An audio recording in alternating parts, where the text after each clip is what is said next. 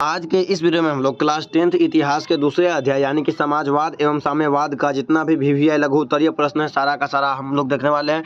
बस आपको करना क्या है, इस वीडियो में अंत तक बने रहना है। तो देखिए आपका इसमें सबसे पहला जो सब्जेक्टिव क्वेश्चन लघु उत्तरीय है वह है कि रूसी क्रांति के किन्हीं दो कारणों को लिखे, यानी कि रूसी जो क्रांति हुआ था उसका कोई भी आपको दो कारण ही सिर्फ लिखना है। तो क्या हो जाएगा इसका आंसर, देखिए कि रूसी क्रांति के प्रमुख दो कारण थे, जिसमें से सबसे पहला आपका जार की निरंकुशता और दूसरा है कि मजदूरों की दयनीय स्थिति। तो सबसे पहला देखिए आपका क्या है कि जार की निरंकुशता। तो इसका आंसर क्या हो जाएगा कि 19वीं सदी के मध्य तक क्या है कि 19वीं सदी के मध्य तक यूरोप की राजनीतिक संरचना बदल चुकी थी।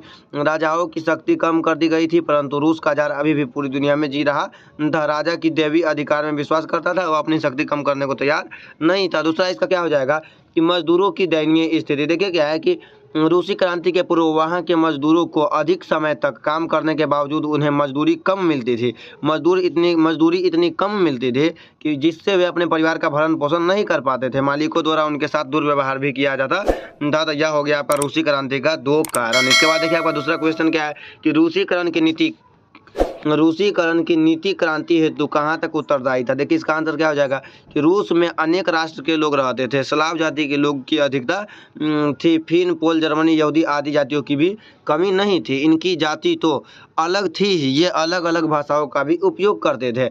इनके रस्म रिवाज विभिन्न थे। ऐसी स्थिति में जार निकोलस द्वितीय ने इन लोगों पर रूसी भाषा, शिक्षा और संस्कृति लादने का प्रयास किया था। इससे अल्पसंख्यकों को निराशा फैलने लगी। जार के इस रूसीकरण का सभी अल्पसंख्यकों द्वारा विरोध होने लगा। इस नीति के विरुद्ध 1863 में पोलो ने विद्रोह कर दिया, जिसे निर्दयतापूर्वक दबा दिया गया। तो यह हो जाएगा इसका आंसर। देखिए इसके बाद आपका तीसरा नंबर प्रश्न क्या है कि साम्यवाद एक नई आर्थिक नीति व्यवस्था थी कैसे।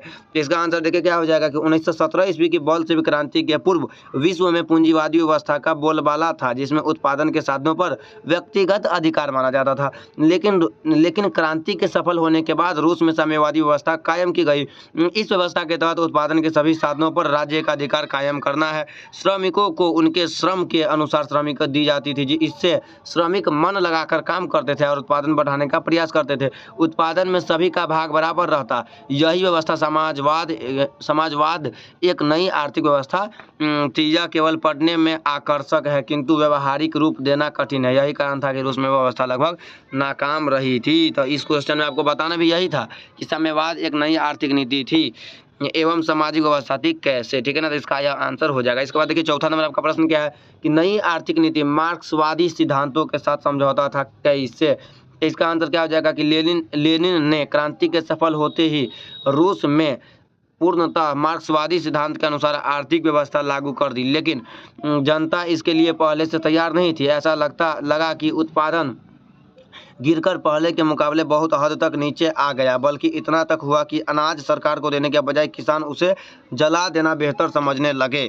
इससे निपटने के लिए क्या हो जाएगा, निपटने के लिए लेनिन ने नई आर्थिक नीति लागू करनी पड़ी। इस नीति के अनुसार किसानों को एक हद तक अपनी उपज का कुछ भाग बेचने को सुविधा दी गई। 20 श्रमिकों को रखकर कोई भी निजी कारखाना चला सकता था। लेनिन के इस कार्य को उसके विरोधियों द्वारा आलोचना भी हुई, लेकिन उसने इसे यह कहकर टाल दिया कि 3 कदम आगे बढ़कर 1 कदम पीछे चलना 2 कदम आगे चलने के बराबर है। 3 कदम आगे बढ़कर 1 कदम पीछा चलना 2 कदम आगे चलने के बराबर है। देखिए इसके बाद आपका क्या है कि प्रथम विश्व युद्ध में रूस की पराजय ने क्रांति हेतु मार्ग प्रशस्त किया कैसे।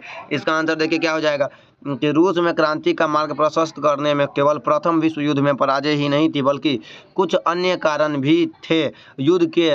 युद्ध में रूस की हार नहीं हुई थी, बल्कि लेनिन ने क्रांति के बाद स्वयं युद्ध से हाथ खींच लिया और सैनिकों को वापस बुला दिया। कारण था कि देश में आर्थिक विकास के लिए शांति आवश्यक थी। इतना ही नहीं उसने जर्मनी से अनाक्रमण संधि कर लिया। वास्तव में क्रांति की जमीन पहले से ही तैयार हो रही थी। 1805 ईस्वी में रूस का जापान से हार जाना, खूनी रविवार, रासपुटिन का षड्यंत्र, देश में फैल रही गरीबी, अन्य भाषाओं पर जबरदस्ती रूसी भाषा लादना है आदि कारणों से क्रांति का मार्ग प्रशस्त किया गया था। तो यह हो गया आपका सारा का सारा लघु उत्तरीय प्रश्न इतिहास के दूसरे अध्याय का, यानी कि समाजवाद एवं साम्यवाद का। तो आप लोग कमेंट करके बताइए कि आपको यह वीडियो कैसा लगा है। अगर वीडियो अच्छा लगा है तो वीडियो को लाइक करके चैनल को सब्सक्राइब अवश्य ही कर लीजिएगा।